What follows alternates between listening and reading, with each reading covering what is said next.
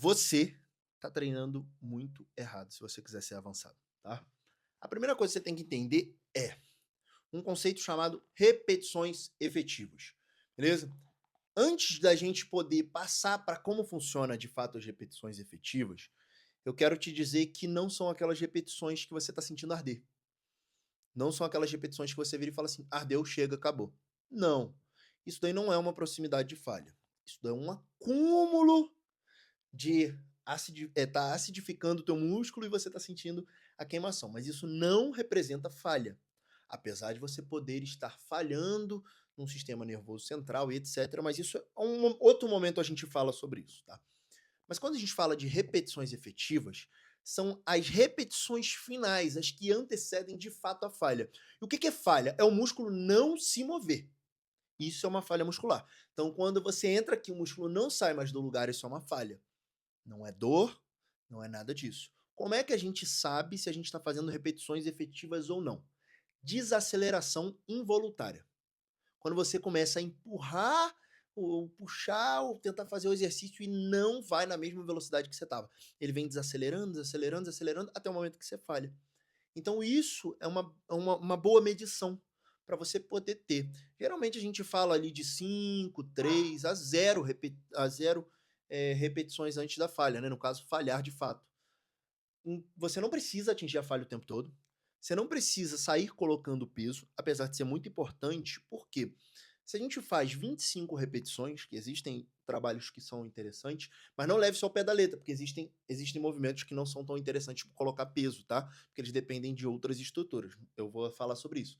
Mas a gente faz 25 repetições, a gente está tendo as repetições finais efetivas. Agora, se a gente faz 6 repetições máximas, você concorda comigo que 50 a 80% das repetições elas já foram efetivas? Então teve um uma sobrecarga uma sobrecarga não, desculpa, a gente não jogou energia para fora em outras repetições até que aquelas se tornassem efetivas de fato. Então, isso daí a gente não pode levar ao pé da letra, porque se a gente for fazer uma abdução na polia, por exemplo, a gente depende ali de estar fazendo o movimento correto. Se a gente for fazer uma elevação lateral, a gente depende do movimento correto. E você não vai jogar peso e mais peso e mais peso, tá? Mas a gente precisa estar gerando essa tensão mecânica, esse acúmulo de fadiga. A gente precisa estar elevando o nível do nosso treino para a gente poder estar gerando essas adaptações fisiológicas. Então a gente entra em alguns princípios, tá? Que não cabe ficar aqui explicando, mas que a gente começa com algumas fibras durante o movimento, durante o início do movimento, e a gente termina com outras. Então, quando a gente recruta essas outras, a gente aumenta o recrutamento ali de unidades motoras, a gente começa a ter, a gente começa a ter uma sinalização hipertrófica dessas fibras, elas são muito melhores. Não só a sinalização, mas como elas também possuem um potencial hipertrófico muito melhor. Ou seja, se você está parando quando está começando a arder, significa que muitas das vezes você está deixando de ativar o máximo ali. Mas você não precisa ir à falha.